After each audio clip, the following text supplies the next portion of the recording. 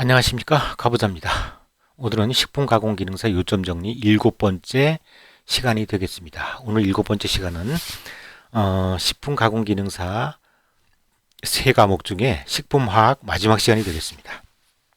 식품화학 중에 오늘은 네 번째 식품 성분의 분석, 그 다음에 다섯 번째 식품의 물성에 대한 얘기를 한꺼번에 요점 정리하도록 하겠습니다.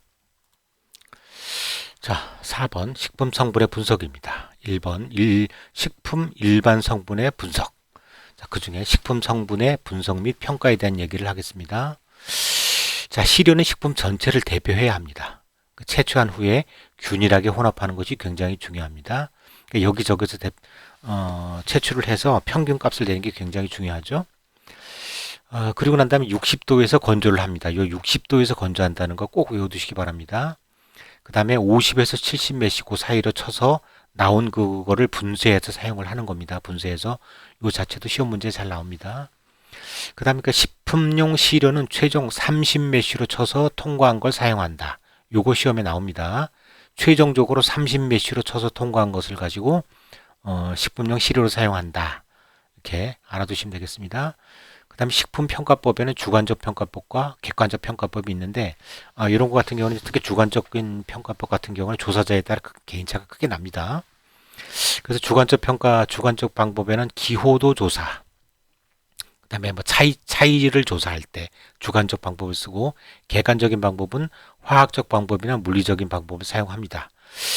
식품 시료 분석에 있어서 화학적인 방법은 색소, 당, 염, 함량, 및 신맛 같은 경우는 화학적 방법을 사용하고 물리적 방법으로는 반죽의 탄성이라든지 점성 검사, 아삭한 정도, 질감 조사 이런 것들을 물리적 방법이라고 얘기합니다.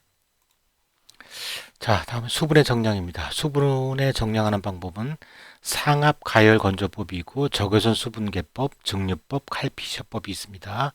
자, 수분의 정량은 칼피셔법 꼭 외워두셔야 됩니다. 이 중에서 상압 가열 건조법은 105도에서 110도씨의 항온기에서 항량이 될 때까지 건조한다. 항량, 즉 무게가 변하지 않을 때까지 건조한다 이 뜻입니다. 이거 시험에 자주 나옵니다. 수분 건조법 칼피셔법, 수분 정량은 칼피셔법이다. 상압 가열 건조법에 105도에서 110도씨다. 반드시 외워 놓으셔야 됩니다.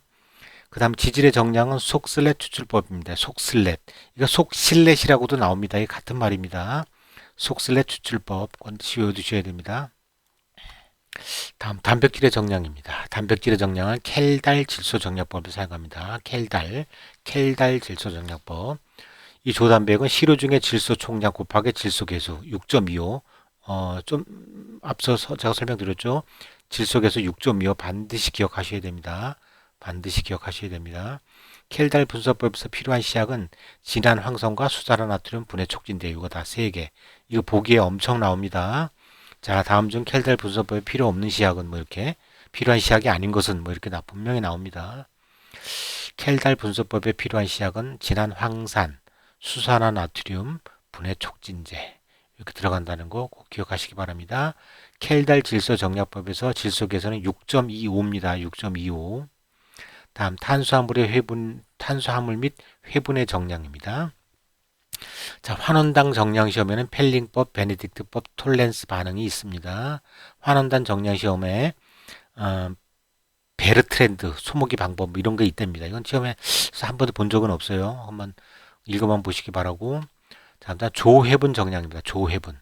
이 회분이라고 하는 말이 무슨 말이냐면 끝까지 태워서 더 이상 탈 게 없을 때까지 태운다 이 뜻입니다. 회분.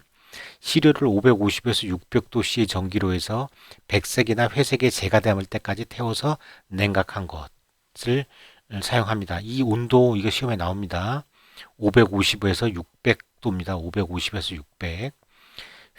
회분은 용기와 회분의 무게에서 용기 무게를 뺀 것을 시료의 무게로 나누어 가지고 곱하기 100 하는 겁니다. 이거 뭐 비율을 따지는 거니까 뭐가 되든 다 똑같습니다. 이거 반드시 잘 알아두시면 되고. 자, 이제는 네모 속의 정리를 한번 다시 해봤습니다. 수분은 상압 가열 건조법이 있고 적외선 수분계법, 증류법, 칼피셔법이 있는데 그 중에서 수분은 칼피셔법을 사용한다. 이거 시험에 나옵니다. 지질은 속슬렛 추출법을 사용합니다. 단백질은 켈달 질소 정략법, 켈달 분석법이라고도 합니다. 이거 하여튼 이거 시험에 무조건 나옵니다. 자, 조해부는 550에서 600도씨의 전기로 해서 바싹 태운다. 이거 4개 반드시 외우셔야 됩니다. 자, 5번째 식품의 물성입니다. 식품의 물성, 식품의 콜로이드 특성. 콜로이드란, 자, 읽어보겠습니다. 자, 분산질이라고 하는 것은 분산된 물질, 용질을 얘기하는 거고, 분산매라고 하는 것은 분산질에 있는 물질, 즉 용매를 얘기하는 겁니다. 용매. 분산액은 혼합된 상태를 얘기하는 겁니다. 이게 이 단어에 대한 뜻이니까 한번 꼭 기억하시기 바랍니다. 그 다음에 중요한 부분인데, 콜로이드 유형에는 진용액이 있고 콜로이드액이 있고 현탁액이라는 게 있습니다. 요거 순서가 아니라 종류 잘 아셔야 됩니다. 진용액에는 분산 입자의 크기가 1 나노미터 이하. 설탕물하고 소금물이죠. 그러니까 이런 거 설탕물하고 소금물은 무슨 뭐 깔때기나 뭐 이런 데 걸러도 걸러지지 않습니다. 이렇게 굉장히 작은 거. 진용액이 설탕물하고 소금물이라는 거. 그다음 콜로이드 용액은 크기가 1에서 100. 우유, 먹물, 비눗물 여기에 이제 속합니다. 그 다음에 시험이 잘 나오는 게 현탁액입니다. 현탁액 분산 입자계 100 이상 흙탕물, 된장국, 뭐 초콜릿액 이런 걸 얘기하는 겁니다. 그러니까 뭔가를 이렇게 걸르면 위에 건더기가 남는 애들, 눈에 보이게 남는 애들이 현탁액이라고 하는 겁니다. 현탁액 시험에 잘 나옵니다. 다음에 콜로이드 입자는 반트막을 통과하지 못하나 여과지는 통과한다. 그죠? 이게 무슨 말이냐면 그 여과지라고 아시죠? 이게 커피 걸릴 때 쓰는 그런 거. 거기에서 이제 그 콜로이드 액을 집어넣으면 그 여과지는 통과한다 그 얘기입니다. 그 여과지. 자, 식품에서의 콜로이드 상태입니다. 콜로이드는 분산매와 분산질의 조합에 따라 유화액, 거품, 졸, 겔로 구분합니다. 이거 좀 어려운 말이긴 한데 유화액은 보통 이제 에멀션이라고 합니다. 에멀션. 거품은 이제 포말질이라고 하죠. 그 다음에 졸이 있고 겔로 구분합니다. 이 용해라고 하는 말은 한 물질이 다른 물질에 녹아 균일하게 섞여 있는 현상을 용해되었다 이렇게 표현합니다. 용해되었다. 자, 다음 이번에는 이제 졸과 겔에 대한 구분입니다. 이거 전체를 다 이해하고 외우기는 굉장히 어렵습니다. 하지만 뭘 알아야 되느냐면 유화액은 반드시 알아야 된다. 유화액은 액체와 액체가 섞여 있는 겁니다. 액체와 액체, 에멀전이라고 하죠. 에멀전. 유화액은 에멀전입니다. 액체와 액체. 우유, 아이스크림, 마요네즈, 버터, 마가린 이게 유화액입니다. 유화액이 들어가고 그 다음에 이제 액체에 기체가 들어있는 거 거품, 포말질이죠. 사이다, 콜라, 맥주, 남배기, 기포 뭐 뻔한 얘기입니다. 그죠? 그 다음에 액체에 고체가 들어가 있는 걸 졸이라고 합니다. 졸. 이게 현탁질이라고 하는 건데 이게 된장국, 전분액, 수프, 흙탕물, 젤라틴 용액 이게 뭐 이렇게 이제 졸에 해당하는 거죠. 졸. 이 종류 잘 알아야 됩니다. 졸. 다음 중 졸이 아닌 것은 뭐 이렇게 나옵니다. 그 다음에 이제 고체에 액체가 조금 들어있는 게 있어요. 이게 겔이라고 하는 겁니다. 겔. 양갱, 젤리, 밥, 두부, 치즈. 겔. 이 겔도 종류가 시험에 나옵니다. 이게. 다음에 이제 고체에 기체가 섞여 있는 게 있어요. 고체의 기체. 이게 고체 포말질이라고 하는 건데 빵이나 케이크를 얘기합니다. 빵이나 케이크. 다음에 고체와 고체가 섞여 있는 겁니다. 고체 교질이라고 얘기하는데 요거 이제 둘 다 딱딱한 거니까 당연히 이제 사탕이나 과자 이런 걸 얘기하는 거고 그 다음에 이제 기체에 액체가 들어있는 겁니다. 기체의 액체. 이게 연무질이라고 합니다. 연무질. 기체의 액체. 안개, 구름. 이해하시죠? 공기 중에 구름이 떠 있는 게 수증기 입자가 거기에 떠 있는 거잖아. 그죠? 그러니까 기체에 액체가 포함되어 있는 거죠. 거꾸로가 아니라 기체에 고체가 있는 겁니다. 기체의 고체. 이것도 똑같이 연무질이라고 하는데 연기입니다. 연기. 안개하고 연기는 다르죠. 안개는 물 입자고 연기는 고체 입자입니다. 이렇게 구분하셔야 됩니다. 자, 이 중에서 세 가지. 액체와 액체, 유화액, 에멀전. 그 다음에 고체에서 기체, 기체 포말질, 빵, 케이크, 기체의 고체, 연물질, 연기. 이 세 개는 반드시 외우시기 바랍니다. 자, 졸은 액체 내에 고체 입자가 분산된 것. 액체 내에 고체 입자가 분산된 게 졸입니다. 그러니까 훨씬 출렁거리죠. 그죠? 졸이 훨씬 출렁거립니다. 유동성이 있습니다. 우유, 스프, 된장국이 졸입니다. 졸.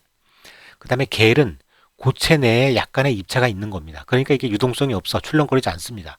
묵, 한천, 젤리, 두부, 치즈. 그죠? 이게 딱 보면 알겠죠. 그죠? 그러니까 만약에 시험 문제에 졸이다, 겔이다 이렇게 나오면 그 네 개를 비교해 봐서 혼자 동떨어진 게 그냥 답인 거예요. 그렇게 잘 생각하시면 됩니다. 자, 콜로이드 특성입니다. 콜로이드 특성 중에 틴들 현상이라는 말이 있는데 이게 무슨 말이냐면 교질 입자에 의한 빛의 회절 및 산란을 얘기하는 겁니다. 틴들 현상, 빛내림 같은 거 있죠, 빛내림. 교질 입자에 의한 빛의 회절 및 산란, 틴들 현상. 다음 브라운 운동입니다. 브라운 운동. 이건 불규칙 운동이라고 하고요. 교질 입자와 물 분자의 충돌에 의해 발생합니다. 콜로이드 입자는 브라운 운동에 의해 끊임없이 운동을 합니다. 계속해서 운동한다는 얘기입니다. 이 얘기가 무슨 얘기냐면 한번 섞이기 시작하면 정치, 가만히 놔둬도 절대로 가라앉지 않습니다. 무슨 말인지 아시겠죠? 이건 그 물에서 잉크를 분산시키면 물에 잉크를 타놓으면 그 액을 가만히 놔뒀다고 해서 잉크가 밑으로 가라앉지 않는다는 얘기입니다.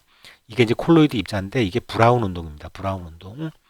자, 염석은 친수성 졸에 다량의 전해질을 첨가하면 침전된다. 뭐 이런 뜻입니다. 이해는 잘 안 됩니다. 이 두부하고 비누 제조가 여기 해당된답니다. 자, 다음은 식품의 에멀션화와 거품입니다. 에멀션이라는 게 뭘까? 에멀션, 액체와 액체가 합쳐진 걸 에멀션이라고 합니다. 불안정하여 놔두면 이게 서로 분리가 됩니다. 에멀션은. 그래서 유화제로 안정화시키는 겁니다. 액체와 액체를 섞을 때는 유화제를 넣어서 분리되지 않도록 하는 게 중요한 겁니다. 그 중에 천연 유화제에는 레시틴과 스테롤과 담즙산이 있습니다. 이거 시험에 나옵니다. 다음 중 천연 유화제가 아닌 것은 이렇게 나옵니다. 레시틴, 스테롤, 담즙산 반드시 외워두시기 바랍니다. 그 다음에 HLB라고 하는 요 단위가 나오는데 이게 무슨 말이냐면 친수, 친유 밸런스라고 하는 겁니다. 친수, 친유 밸런스. 통상 앞에 친수를 빼고 그냥 뒤에 친유는 빼고 친수성 밸런스라고 얘기하기도 합니다. 이게 이제 9보다 작으면 분산되기 어렵다. 뭐 이런 말이 있는데 그냥 한번 알아두시기 바랍니다. 다음은 유화제의 작용입니다. 유화제의 작용. 이 유화제는 수중 유적형이고 수중 유적형. 그러니까 물에 기름이 조금 들어가 있는 거. 그죠? 근데 거꾸로 유중 수적형이 있습니다. 기름에 물이 조금 들어가 있는 거. 예? 이거 이해하셔야 됩니다. 수중 유적형은 우유, 아이스크림, 마요네즈, 드레싱 이게 반드시 외워두셔야 됩니다. 이 수중 유적형은 출렁출렁거려서 움직이는 애들 얘기하고 유중 수적형 즉 기름에 물이 조금 들어가 있는 애는 버터와 마가린 딱딱한 애들 얘기합니다. 딱딱한 애들. 이거 반드시 기억하셔야 됩니다. 시험에 무조건 나옵니다. 다음은 거품화 현상입니다. 거품화 현상이라고 하는 것은 액체 또는 반고체 플러스 기체일 때 이제 거품화 현상이 일어나는데 식품의 조직과 모양에 영향을 줍니다. 고체 플러스 기체 이게 이제 케이크나 빵의 거품 그죠? 빵에 거품이 날 때 이게 달걀 흰자 때문에 거품이 나는 거죠. 하여튼 이 거품화 현상은 뭐 그렇다고 이해해 주시면 되겠습니다. 다음은 액체 플러스 기체일 때 이게 이제 액체에 기체가 탄산가스가 들어있는 맥주 그죠? 탄산음료 이렇게 보시면 되겠고 아이스크림의 조직감은 소포제로서 실리콘 소지 지방산 에테르를 사용합니다. 그냥 알아만 두시면 됩니다. 시험에 안 나옵니다. 자, 네 번째 식품의 유동성과 변형. 자, 식품의 물성에 대한 얘기를 해보겠습니다. 이 점도. 이것은 무슨 말이냐면 액체의 유동성에 대한 저항성입니다. 요거 순서대로 잘 알아놓으셔야 됩니다. 온도가 올라가면 점성은 떨어집니다. 압력이 올라가면 점성도 따라서 올라갑니다. 이거 반드시 이해하셔야 됩니다. 식품에서 점도는 온도가 올라가면 점성은 떨어진다. 그죠? 약간 걸쭉해도 물에 끓이기 시작하면 점성이 툭 떨어집니다. 하지만 압력이 올라가면 점성은 따라 올라갑니다. 다음 가소성 시험에 무지하게 나옵니다. 가소성 예부의 힘에 의해 변형된 물체가 힘을 제거해도 원래대로 돌아가지 못하는 성질을 가소성이라고 합니다. 가소성 또는 그냥 소성 이렇게 이해하셔도 되는데 가소성과 소성은 같은 얘기입니다. 반드시 이해하셔야 됩니다. 이게 뭐냐면 생크림, 버터, 마가린, 마요네즈가 여기에 해당이 됩니다. 그죠? 버터나 마가린 같은 경우에 이렇게 한번 구겨지거나 녹거나 그러면 원래 상태로 돌아가지 않죠. 다음은 탄성입니다. 탄성. 가소성과 반대 방향입니다. 곤약, 양갱도 거기에 들어가나 잘 모르겠어요. 묵, 밀가루 반죽 이런 게 여기 들어갑니다. 그런 나머지 뭐 유체의 종류 뉴턴 유제, 비뉴턴 유제, 의가소성, 틱소로 이게 무슨 말인지 잘 모르겠는데 어쨌든 이런 것들은 나중에 화면이 보이는 곳에 가서 한번 읽어보시기 바랍니다. 자, 점탄성의 종류입니다. 점탄성.